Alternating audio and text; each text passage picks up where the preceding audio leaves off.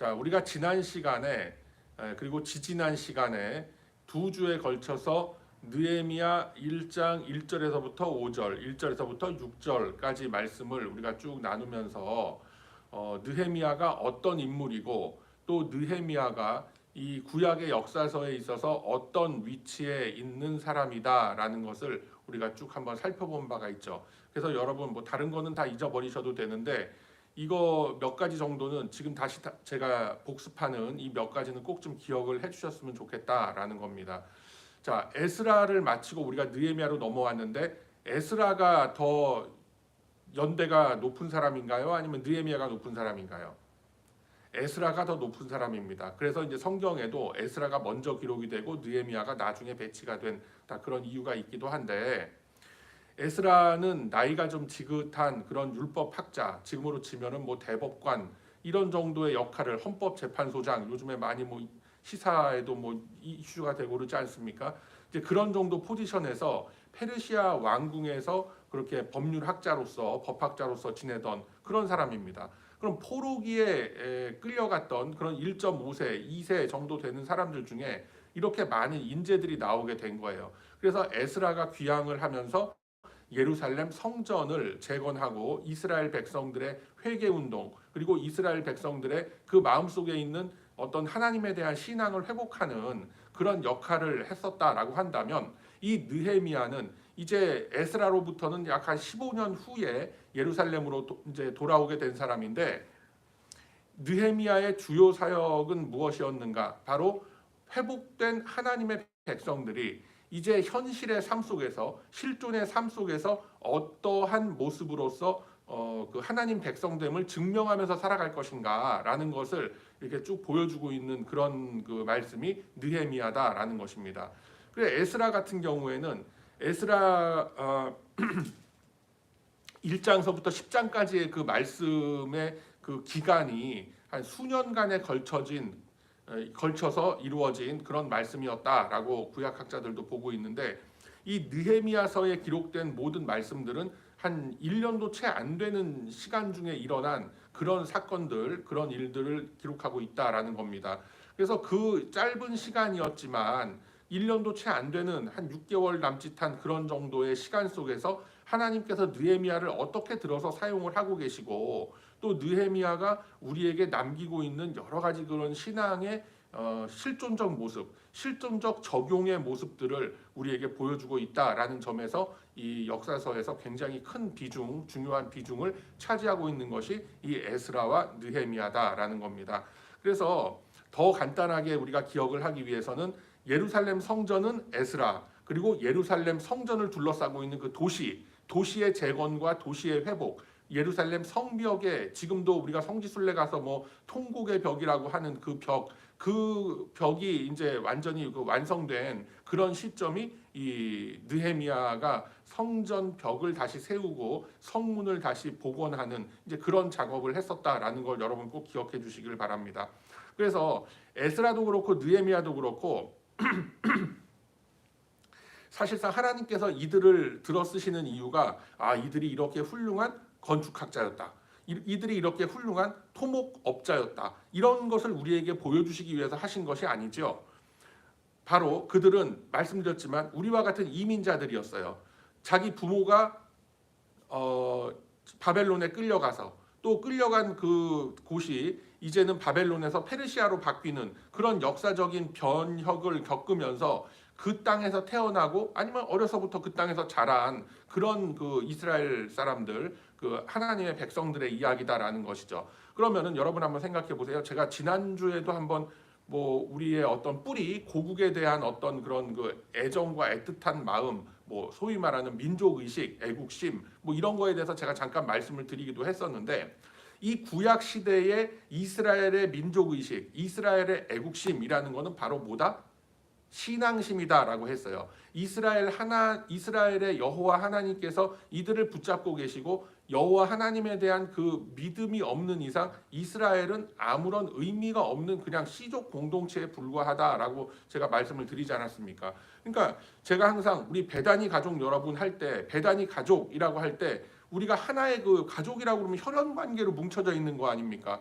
그냥 사실 여러분하고 저하고 무슨 뭐 한 같은 문중도 아니고 뭐 같은 라스트 네임도 아니고 저 같은 경우는 뭐 여산공시 소윤공파 뭐 몇 대 손이다라고 한다면 여러분 다 각자 다 그런 그 뿌리가 있을 거 아니에요. 그럼에도 불구하고 우리가 한 가족이라고 했을 때는 뭐다?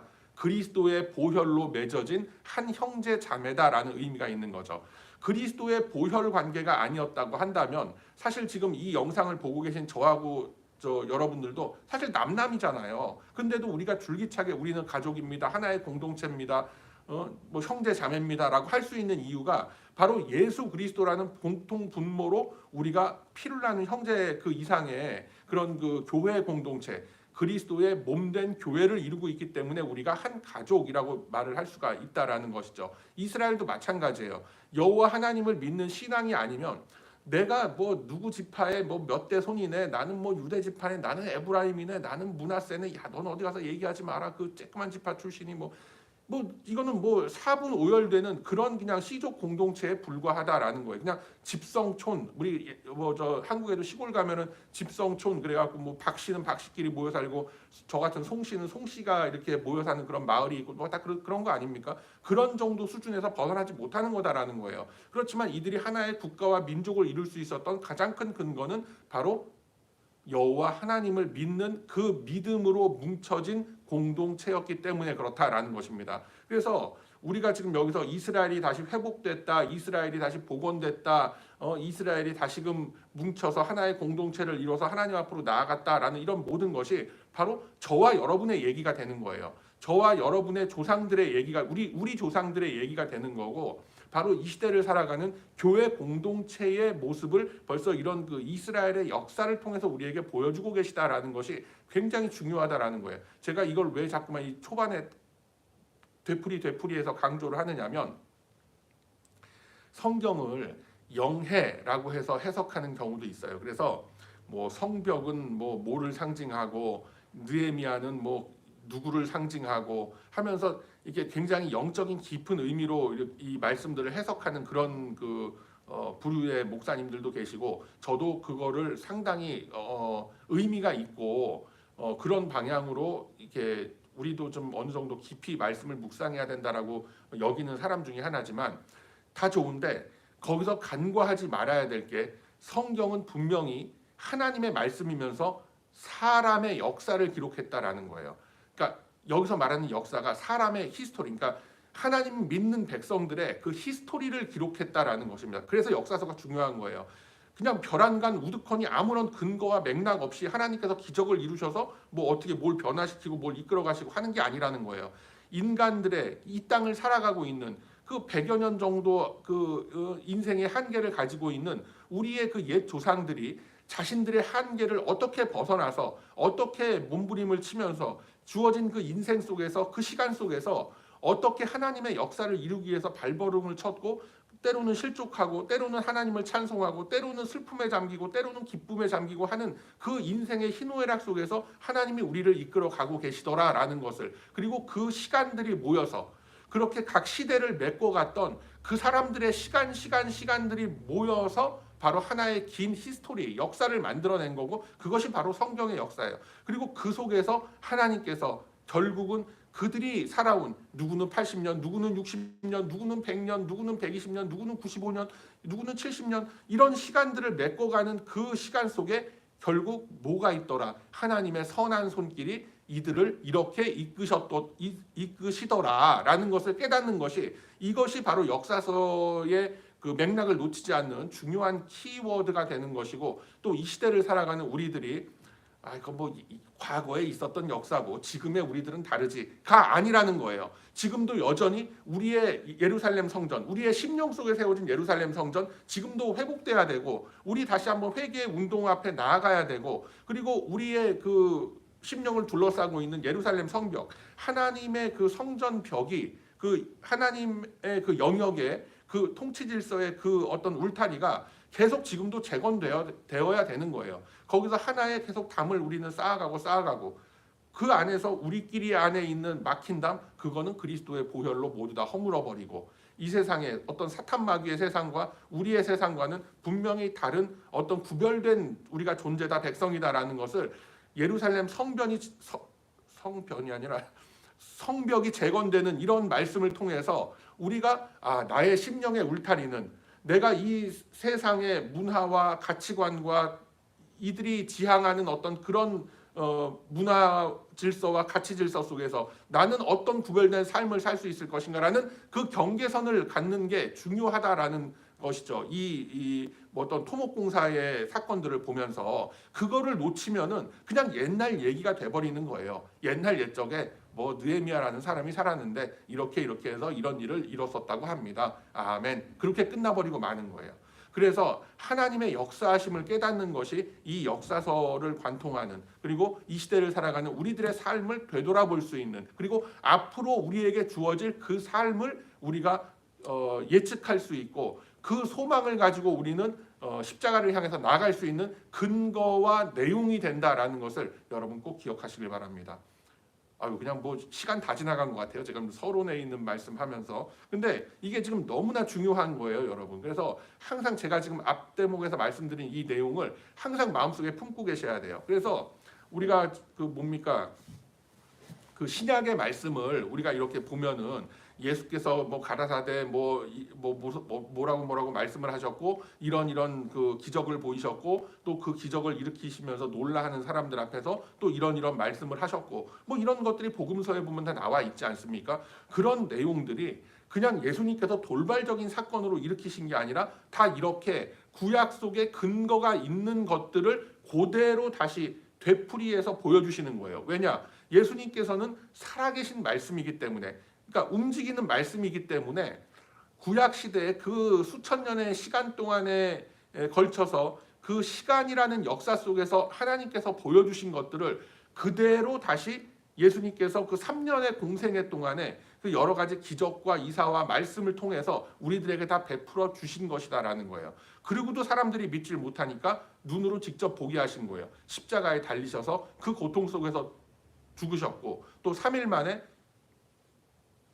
부활하셨고 그리고 승천하셨어요. 그것을 수백 수천의 사람 앞에서 보여내심으로써 이제 너희들이 나의 증인이다 라는 말씀을 하셨죠. 그러면 거기서 말하는 나의 증인이 된다라는 게 뭐예요? 창세기 1장 1절서부터 요한계시록 21장에 이르기까지의 모든 하나님의 말씀, 이게 그 자체가 예수 그리스도예요. 그 예수 그리스도의 증인이 되어야 된다. 그러니까 이런 그 성경 역사의 증인이 되어야 된다라는 것이다. 달리 바꿔 말하면 지금 이 역사서의 관점으로 얘기를 하자면, 그래서 제가 자꾸만 이 얘기를 왜 이렇게 길게 말씀을 드리냐면, 여러분들이 보통 보면 생명의 삶이네 뭐네 오늘의 말씀 해갖고 이렇게 큐티 같은 것도 많이 하고 그러시지 않습니까? 다 좋아요. 해야 돼요. 그런데 그 와중에 이 맥락을 놓쳐서는 안 된다라는 거예요.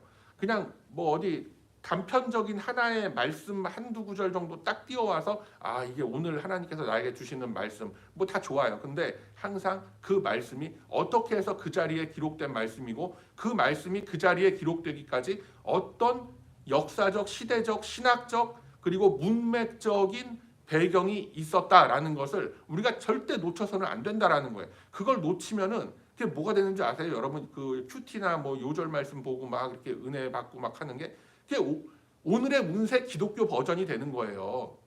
그래서 그거를 굉장히 조심해야 된다라는 거예요. 그래서 이 성경 말씀, 신약도 그렇고 구약도 그래요.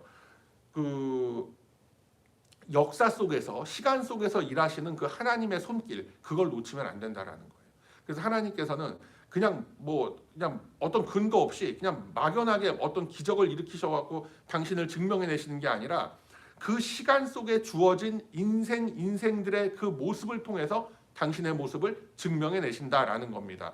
에스라를 통해서 증명해내셨고 또 예를 들자면 지금 우리가 보고 있는 느헤미야를 통해서 보여주고 계시다라는 거예요. 자, 그러면은 오늘 지금 우리가 나눈 느헤미야 1장 6절에서부터 11절까지의 이 본문이 과연 무엇을 얘기하고 있는 본문인가라는 것을 우리가 먼저 좀 봐야 되겠죠. 자, 먼저 우리가 놓치지 말아야 될 거, 느헤미야 1장을 통해서 하나님께서는 그 어떤 민족 의식, 그러니까 신앙 의식이죠, 신앙심이죠. 그것을 앞 대목에 잠깐 말씀을 하시고 6절서부터는 사실은 5절서부터죠. 기도의 태도, 기도의 방법에 대해서 지금 우리에게 말씀을 주고 계신 거예요. 그래서 제가 미리 결론을 말씀드리자면은, 시간이 지금 많이 지나가서 제가 미리 결론을 먼저 말씀을 드리고 다시 이제 설명을 잠깐 드리자면, 느헤미야의 이 기도의 태도가 어떤 것을 우리가 연상을 할 수 있겠는가? 바로 예수님의 겟세마네 동산에서의 그 기도, 요한복음 17장이죠. 그것과 그대로 연결이 된다라는 것을 여러분들이 놓치시면 안 돼요. 자, 그러면 어떻게 느헤미야가 기도했고, 예수님의 기도는 뭐 여러분 다 잘 알고 계실 터이니, 느헤미야가 어떻게 기도를 하더라라는 것을 우리가 한번 봐야 한다라는 것입니다. 자, 첫 번째로 느헤미야가 자기의 그 민족을 위해서, 그러니까 믿음을 위해서죠. 결국은 제가 누누이 말씀드리지만 이스라엘의 민족 의식, 이스라엘의 민족성, 애국심, 이건 바로 하나님에 대한 신앙이다라고 말씀을 드렸어요. 그러면은 자기 민족에 대한 그 긍휼한 마음, 그 안타까운 마음을 붙들고 기도했을 때는, 이 백성들이 우리가 하나님 앞에 얼마나 죄인인지 내가 고백합니다, 내가 회개합니다라는 참회의 기도를 먼저 하더라라는 거예요. 이게 바로 기도의 태도예요. 먼저 하나님 앞에 나와서 하나님 저 갈급합니다, 뭐 이거 급합니다, 이것도 주시고 저것도 주시고 다 쓸어 담아 주시옵소서. 그거는 기도가 아니에요, 여러분. 그거는 기도가 아니라 뭐라고 표현하냐면, 뭐라 그래요? 그거를 치성을 드리는 거예요. 그냥 비나이다 치성이지, 그건 기도가 아니에요. 먼저 기도를 할 때는 나의 죄를 하나님께 아뢰고 용서를 구해야 되는 거예요. 우리가 예배 시작하면서도 먼저 사죄의 기도를 하고 사죄의 선포를 하고 하는 그런 순서들이 있는 게 다 그렇단 말이에요. 먼저 하나님 앞에 나아가서 기도할 때는 회개해야 돼요. 내 자신을 돌아보는 나의 고백이 먼저 나와야 돼요. 주님, 내가 너무나 연약한 죄인입니다. 근데 이 고백이 그냥 입에 붙은 어떤 관용어구로 나가는 게 아니라, 진짜 내가 죄인이다, 하나님 앞에 너무나 하나님의 은혜가 필요한 너무나 작은 자구나, 하나님의 말씀대로 살아가지 못했던 너무나 큰 죄인이구나, 막 이런 것을 우리가 깨닫기 위해서는 어떻게 해야 돼요? 나를 먼저 봐야죠. 나를 돌아볼 수 있어야죠. 그래야 내가 죄인인 게 드러날 거 아닙니까? 그게 진짜 마음속 깊이 느껴질 거 아니에요. 내가 잘못했던 것, 내가 입술과 행동으로 내가 범죄했던 것, 다른 사람의 마음속에 대못을 박았던 것, 다른 사람 눈에서 눈물 나게 했던 것들, 다른 사람의 마음을 상하게 했던 것들, 그것이 결국은 하나님의 마음을 상하게 했다라는 것, 이거에 대한 자각이 있는 상태에서 우리가 기도로 들어가야 되는 거예요. 그래서 자, 4절서부터 우리가 1장 4절, 느헤미야 1장 4절을 보면은 앉아서 울고 수일 동안 슬퍼하며 금식하며 기도했다라고 이렇게 표현되어 있다고 그랬잖아요. 자, 그러면은 이제 5절에 들어와서는 하나님의 이름을 불러요. 자, 어떤 하나님이다? 계명을 지키시는 하나님, 언약을 지키시는 하나님, 우리에게 긍휼을 베푸시는 하나님께 내가 간구합니다. 뭘 간구해?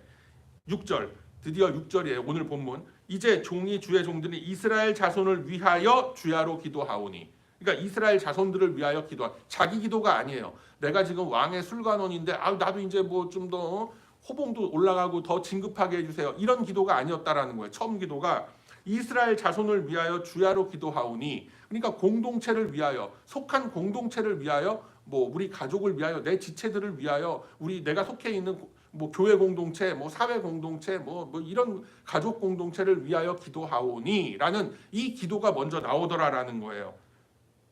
근데 그 기도를 하면서 뭐라고 고백을 하느냐? 바로 회개의 고백이 나오는 거예요. 6절 제일 마지막 어절, 나와 내 아버지의 집이 범죄하여, 그러니까 우리 조상의 집 이스라엘이 하나님께 범죄하여 주를 향하여, 7절, 주를 향하여 크게 악을 행했고 주께서 주의 종 모세에게 명령하신 계명과 율례와 규례를 지키지 아니했다라는 이 회개의 고백이, 참회의 고백이 먼저 나온다라는 거예요. 이게 바로 기도의 애티튜드가 되는 거예요. 무조건 그냥 주여 주여 들어주소서, 이것도 이루어주시고 저것도 이루어주시고 이것도 담아주시고 저것도 쓸어 담아주시고, 이런 게 기도가 아니라 먼저 참회를 할 수 있다는, 회개 그 자리에 먼저 나갈 수 있는, 그게 기도라는 거예요.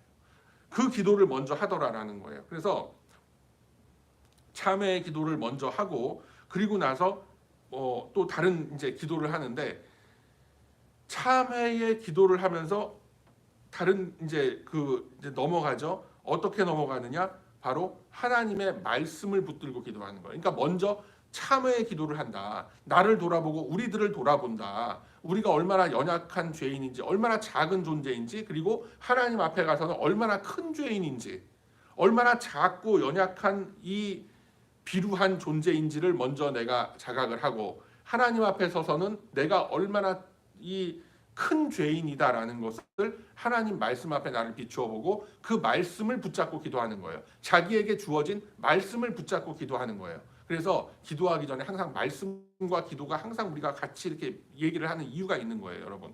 말씀 보기 전에 잠깐 기도하고 이 말씀을 통하여 저의 죄를 씻게 하소서, 깨우침을 주소서, 짧게 기도하고 말씀을 보는 거예요. 말씀을 보면서 말씀 속에서 나의 깨달아진 것, 하나님이 내가 어떤 고민이 있고 문제가 있고 이런 기도 제목이 있는데 이런 식으로 나한테 응답을 지금 말씀을 통해서 주시는구나. 딱 깨달음이 있다. 그 깨달음을 붙잡고 이 말씀과 같이 주께서 이루셨사오니 내가 그것을 누리게 하시고 내가 그 길 위에 서서 하나님의 뜻이 내 삶의 결과물이 되게 하소서라고 기도를 하는 거예요. 그게 기도예요, 여러분.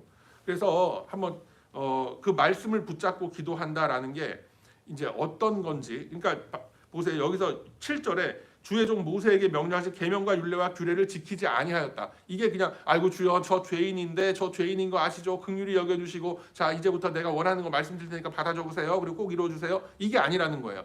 철저하게 말씀을 통해서 나를 돌아본 거예요. 그래서 하나님의 말씀 앞에 올바르게 서지 못하니까 이런 일이 벌어지는구나라는 것을 우리가 이렇게 그 하나님의 어떤 그 규례의 말씀, 계명의 말씀을 통해서 정확하게 깨달아야 돼요. 그래서 보통 우리가 뭐 10계명의 나를 비추어 봐라 이렇게도 말씀을 하지만 여러분 한번 성경을 찾아봅시다. 신명기 4장으로 가보세요. 대충 성경을 딱 피면은 이쯤이 신명기 초반이다라고 딱 피면 신명기 4장이 나와야 돼요. 자, 구약 성경 266, 구약 성경 266. 제가 여러분을 한번 제가 테스트하기 위해서 여기서 갑자기 시편 75편 해서 바로바로 이게 손에 딱 익어야 돼요. 자기가 보는 성경책이 아주 그냥 군인으로 치면 자기가 다루는 어떤 병기 같이 이렇게 막 네. 자, 구약 성경 266, 신명기 4장 25절에서부터 27절 함께 읽습니다.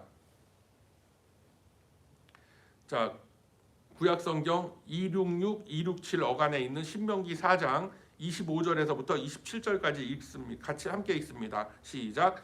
내가 그 땅에서 아들을 낳고 손자를 얻으며 오래 살 때에 만일 스스로 부패하여 무슨 형상의 우상이든지 조각하여 내 하나님 여호와 앞에 악을 행함으로 그의 노를 일으키면 내가 오늘 천지를 불러 증거를 삼노니 너희가 요단을 건너가서 얻는 땅에서 속히 망할 것이라.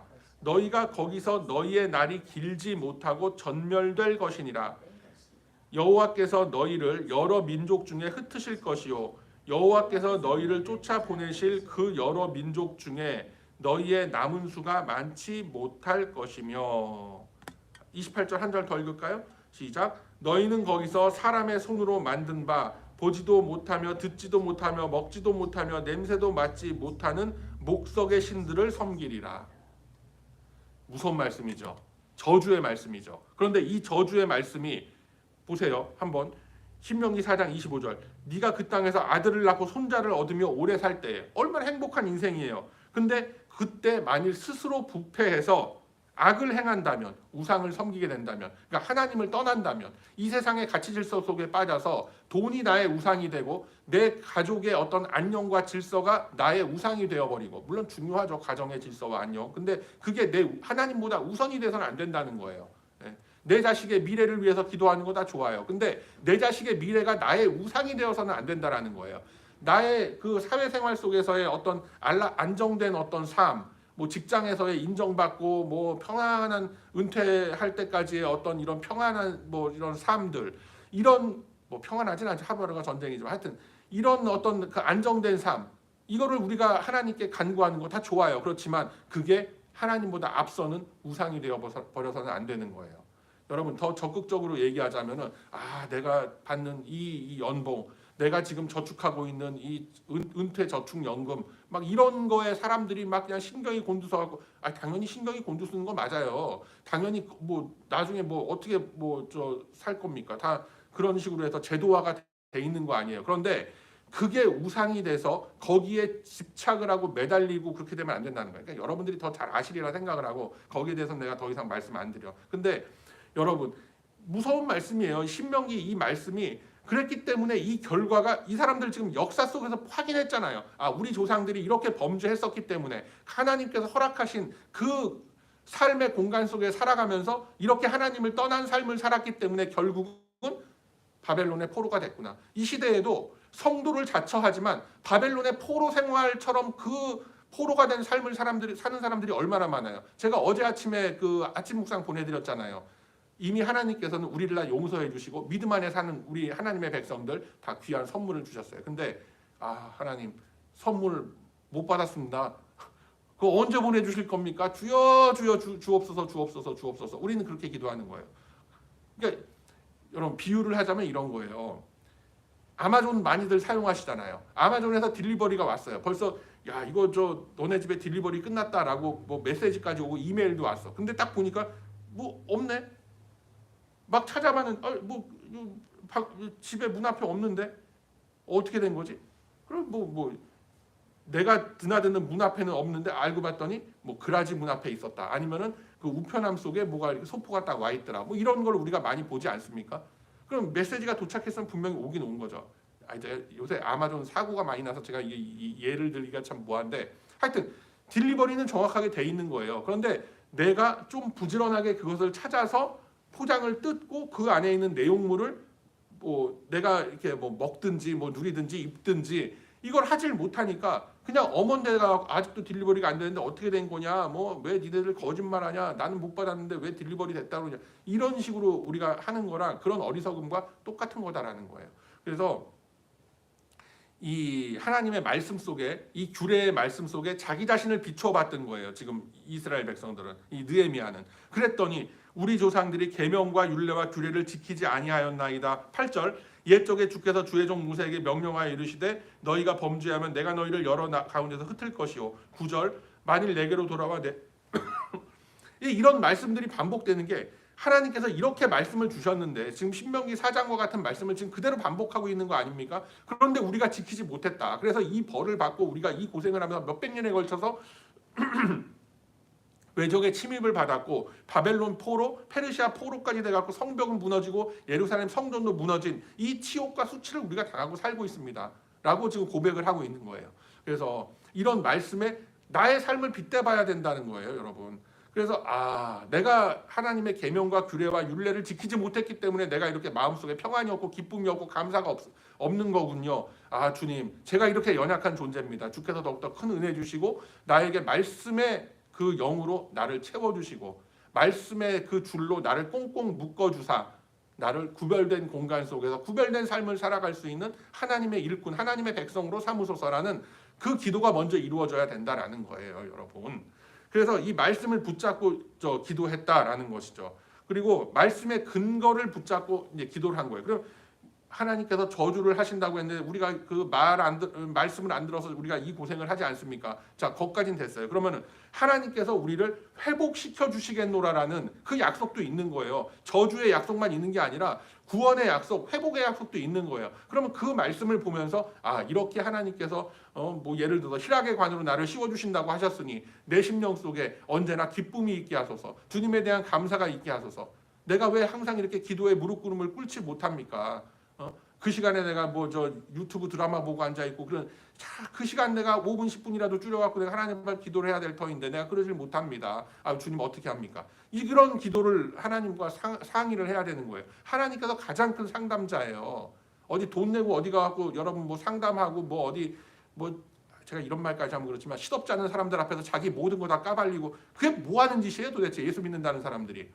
제일 확실한 카운셀러가 누구라고 얘기합니까? 이사야에서도 하나님이 우리의 가장 큰 구원자시고 우리의 카운셀러가 되신다고 성경에 분명히 말씀하고 있어요. 근데 하나님한테는 털어놓지 못하면서 생전 처음 보는 어떤 사람한테 시간당 몇백 불씩 줘가면서 제가요 이런 문제가 있고 그 뭐 하는 짓이냔 말이에요. 그게 도대체.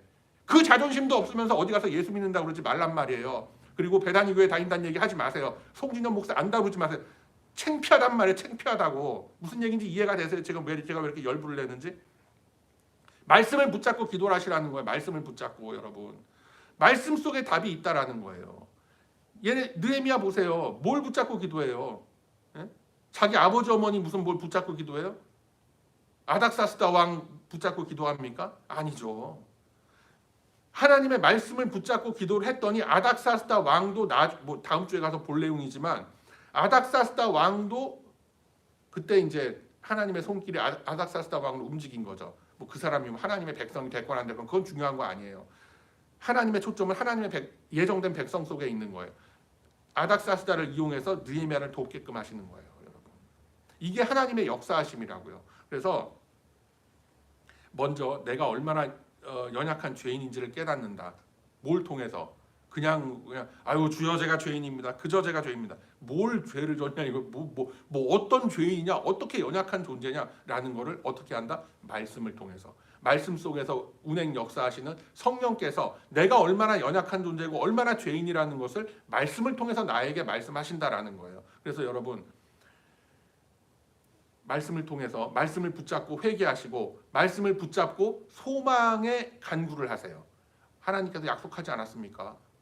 구원해 주신다면요. 기쁨을 주신다면요. 감사의 기도가 나오게끔 하신다면요. 시편에도 그렇고 어디도 그렇고. 그러면 그 말씀을 우리가 묵상을 하면서 그 말씀을 근거로 잡고 기도를 하는 거예요. 그러니까 예를 들어서 변호사가 재판정에서 변호를 하는데 이 사람 얼마나 착한 사람인데요. 어디 말이나 됩니까? 그러면서 막 암만 재판관한테 호소를 해봤자 재판관이 콧방귀도 안 껴요. 근거를 갖고 와라 이거예요. 증거를 갖고 와라 이거예요. 이 사람이 무죄다. 이 사람이 그렇게 약속을 지키는 사람이다. 근거를 갖고 와서 무죄를 증명해라 그러는 거죠. 그러니까 이 사람이 또 얼마나 죄인입니까? 무슨 죄? 그래 죄를 진 건 알겠는데 무죄인 건 알겠는데 근거가 어디냐? 다 법에 있다라는 거예요. 이 법을 얼마큼 지켰고 이 법에 어떻게 위반이 됐고 안 됐고 그거를 가지고 우리가 법리를 따진다라고 하지 않습니까? 똑같은 거란 말이에요. 성경 말씀 속에 보니 내가 이렇게 연약한 죄인이었습니다. 주님 회개합니다. 참회합니다. 저를 붙잡아 주시고 저에게 은혜를 주시고 용서하소서라는 참회의 기도. 그리고 그것도 말씀을 붙잡고 그냥 막연히 아유 주여 제가 그저 모든 게 다 죄인이올시다. 그게 아니에요, 여러분. 말씀을 붙잡고 봤더니 내가 이러이러한 죄인입니다. 네? 입술을 관리 못한 죄인입니다. 나의 이 안목의 정욕을 관리 못한 죄인이올시다. 이 말씀을 찾아가면서 내가 이런 거에 걸리는 죄인이었구나. 이렇게 연약한 죄인이었구나. 라는 것을 먼저 하나님 앞에 회개하고 그리고 다시 말씀을 붙잡고 회복과 소망의 말씀을 붙잡고 하나님 앞에 나아가서 그럼에도 불구하고 주님 제가 이렇게 회개하고 참회를 합니다. 또 이런 소망과 기쁨의 그런 말씀도 주시지 않았습니까? 내가 이 말씀도 믿고 붙잡고 기도하오니 나에게 이런 기쁨이 있게 하시고 평안이 있게 하소서. 그런 가운데에서 하나님께서는 내 주변에 어떤 상황과 환경과 모든 다 이용을 해서 나를 채워주시고 나에게 기쁨이 있고 평안이 있게끔 하신다라는 거예요. 오랜 시간 내가 기도와 간구의 제목으로 갖고 있었던 것들 사실은 우리가 눈만 돌면 제가 그래서 금요일날 보내드린 그 아침 묵상 그거 다시 보시면 나오지만 이미 다 배달이 돼 있는 하나님의 복과 하나님의 말씀과 응답이에요. 응답까지 하나님께서 다 주신 거예요. 사실은 우리가 그 응답을 깨닫지 못하는 건 우리의 책임이지 하나님의 책임이 아니라는 거예요. 이미 하나님께서는 예수 그리스도라는 모든 그 답을 모든 충만한 것을 우리에게 주셨다 이거예요. 딜리버리가 다 끝난 거예요. 근데 왜 자꾸만 나 못 받았는데 더 주세요. 물론 더 달라고 할 수 있죠. 그렇지만 여러분 그 속으로 들어가서 그것을 뜯고 내 것으로 만들고 누리시길 바랍니다. 그것이 바로 느헤미야가 지금 본문을 통해서 기도를 한 거예요. 그리고 마지막 때 어절에 11절에 이제 시간이 너무 많이 가서 제가 이제 결론만 빨리 말씀드릴게요. 11절 중간 어절 오늘 종이 형통하여 이 사람들 앞에서 은혜를 입게 하옵소서 하였나니 그때 내가 왕의 술관원이 되었느니라. 왕의 술관원이 되었느니라라는 건 빼고 오늘 종이 형통하여 이 사람들 앞에서 은혜를 입게 하옵소서 이렇게 기도를 하는 거예요. 그러니까 이것도 다 말씀에 있는 기도인데 하나님께서는 내가 아까도 이사야서 예를 들어서 말씀을 드리지 않았습니까? 우리를 존귀와 영화의 관으로 우리를 씌우셨다라고 하셨어요. 그래서 우리를 회복시켜 주신다라고 했어요. 뭐 많은 말씀들이 있는데 여러분 각자가 또 뭐 말씀을 또 잘 알고 하시지 않습니까? 그 말씀을 붙들고 또 찾아가시면서 회개의 기도, 참회의 기도, 그리고 소망의 기도, 간구의 기도를 또 계속 이어가시는 그럼으로써 이 느헤미야의 기도, 제가 제가 지금 너무 열불을 아침부터 냈더니 지금 두서없이 너무 말씀드려 갖고 그런데, 이 예수님이 겟세마네에서도 기도하실 때도 그랬잖아요. 결국은 나의 뜻이 아니라 하나님의 뜻이 이루어지게 하소서. 우리가 주기도문에서도 그렇게 주기도문 기도하지 않습니까? 하나님의 뜻이 하늘에서 이루어진 것처럼 이 땅에도 이루어 주소서라는 기도하잖아요. 그것처럼 하나님께서 이미 계획해 놓으시고 이미 만들어 놓으신 그 응답에 내가 나를 쳐서 복종할 수 있는, 순종할 수 있는 그런 존재가 되게 하소서라는 기도가 있어야 된다는 거예요. 그래서 자, 오늘 저 세 가지 다시 한번, 회개와 참회의 기도한다. 말씀을 붙잡고, 그리고 말씀을 붙잡고 소망의 기도를 한다. 그리고 또 말씀을 붙잡고 내가 그 이미 나에게 주어진 말씀, 나에게 주어진 그 응답을 믿음으로 내가 그 응답에 내가 맞춰질 수 있는 사람이 될 수 있도록 나의 심령이 그 응답을 누릴 수 있는 그런 존재가 될 수 있게 해달라고 기도하는 것. 이 세 가지 여러분 꼭 잊지 말고 또 오늘 하루의 삶을 살아가시면서, 그리고 내일 있을 성탄 주일 또 이렇게 준비를 하시고 하면서 이렇게 마음속에 깊이 품으시고 기도의 제단으로 나아가는 저와 여러분의 거룩한 이 아침이 다 되시길 주님의 이름으로 축복합니다. 아멘. 자비로우시고 은혜로우신 아버지 하나님,